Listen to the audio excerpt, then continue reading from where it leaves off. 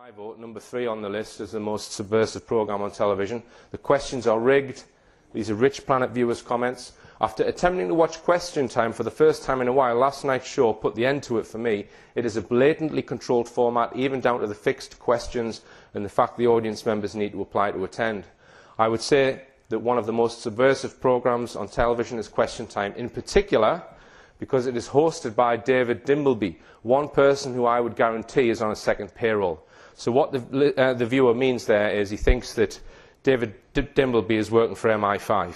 Now, we know that Jon Snow, another news anchor, was offered his salary doubled to work for MI5. Now, he turned them down and he blew the whistle on them. But I suspect that the vast majority, or if not all, of BBC anchors are working for MI5. They're not really working for the licence payer. Some questions are not allowed and some speakers are kicked out.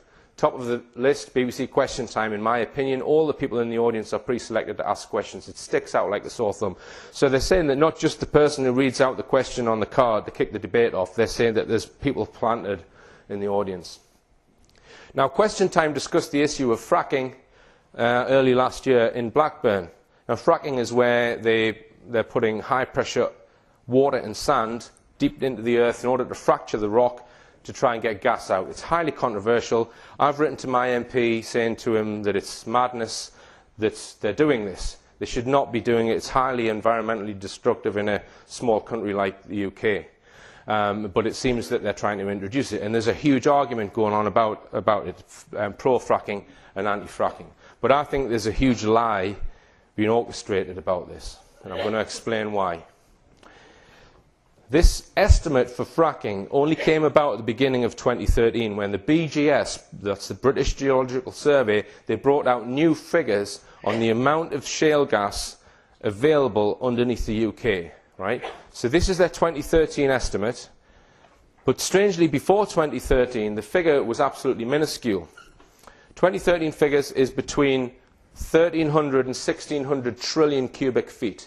So if you get 10% of that out, you feed it into houses, you're looking at between 110 and 140 years supply. That's what they're saying. This was their new 2013 estimates. But in 2012, their estimate was just 5.3 trillion cubic feet, which equates to only 4.5 months' use. Now, I've discussed this with a very switched-on geologist. The first thing he said was, the BGS are just an arm of government. You can't trust them. They're not an independent organisation, and they're all we are relying on for this huge figure of gas. Now, the other thing about the BGS is they have been used to put out disinformation in the past. They have lied in the past. 1974, in Wales, an object crash-landed in the Berwyn Mountains. Right? The army were on top of it very, very quickly. They tidied up the area and they took whatever it was away. I don't know what it was. Some people think it was a UFO. I haven't got a clue what it was.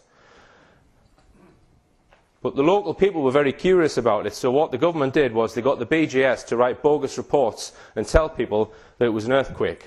There was no earthquake on the 23rd of January 1974 in the Berwyn Mountains. It was an object which crash-landed. Right? So the government rely on the BGS to put out their lies. So I question this figure hugely. The other thing the geologist said was there is no way you would be able to extract 10%. You're lucky if it's 1%, he said to me. So to me, this is a huge exaggeration. I would actually go as far to say that gas extracted from fracking cannot make any significant difference in the energy mix of the UK. I think it's just not viable, in my opinion. So the claims are being vastly exaggerated by this anti-fracking lobby, where they're putting blockades up at fracking plants. And they're trying to get the argument whipped up. In my opinion, the amount of realistically extractable gas is being grossly exaggerated. And I've been pondering over this question for quite some time now. Now, in my last talk, I suggested that it could be being done to create an investment bubble. This is where they get lots of investors to put their money into fracking technology, and then in 5 years' time they announce, well, there wasn't as much gas as we thought, and all that money is then stolen, effectively. But someone contacted me and they said, well, have you thought about currency wars, Richard? It could be linked to that.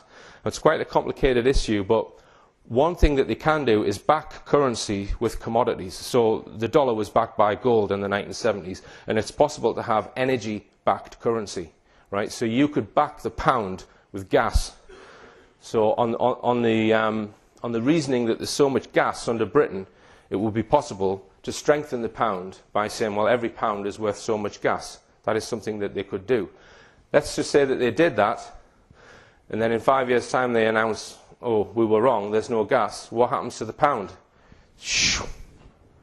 Great way of getting Britain into the euro, because they're not going to get Britain into the euro by a vote. Okay? So that's a theory I'm just throwing out there. I don't know if I'm right on that. But I think this battle in fracking is being done for an ulterior motive. And just watch this debate. Why can't communities affected by fracking have blocking powers as those offered to those near wind farms? Yes, and for people still confused about what fracking is, the word actually comes from fracturing rock. And it's pouring water and sand and chemicals into rock and then producing gas from it. And you remember there was a great scare about whether this would cause earthquakes.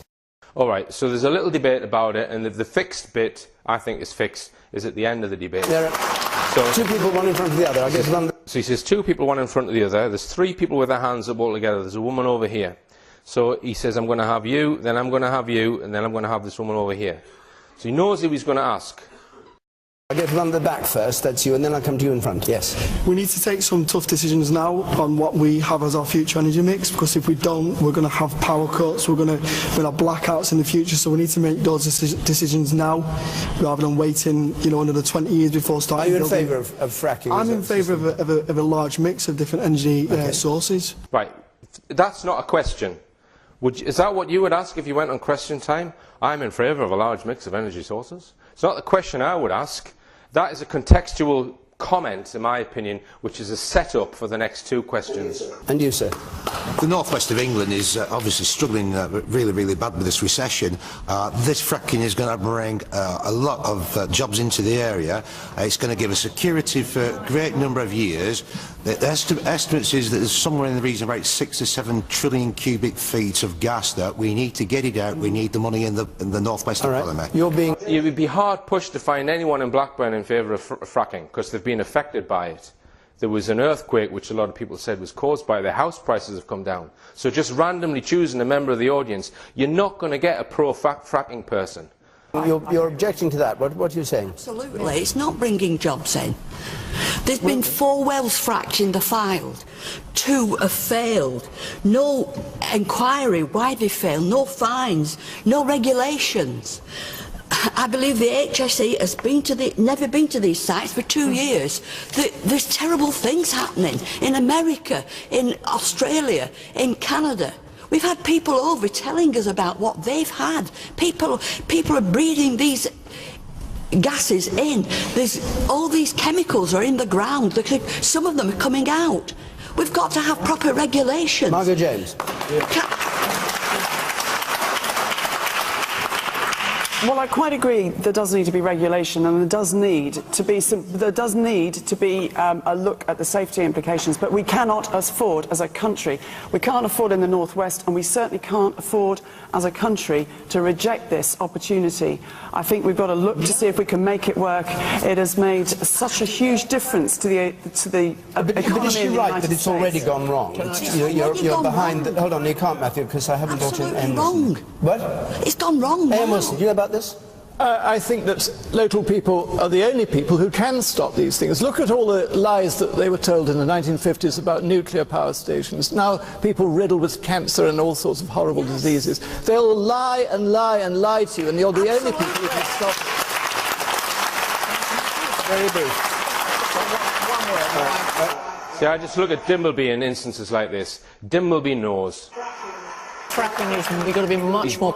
Manipulating that whole debate, Dimbleby. Some beneficial effect is we are a much smaller and much more heavily populated country, and in America they can do it well away from population centres. Okay. If you start doing it in the northwest, you get it rippling all the way up the valley.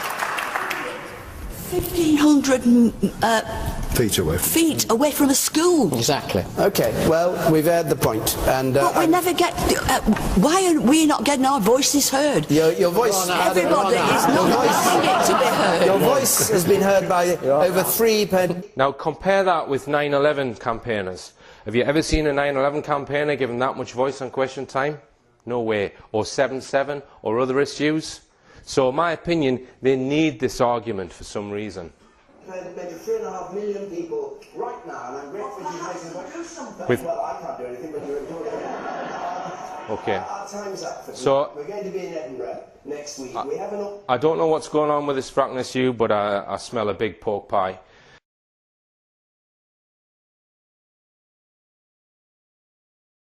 Okay, let's look at some other programmes which people suggest are subversive. So daytime chat type shows this morning, Breakfast TV, The One Show, Loose Women. Anyone watch that?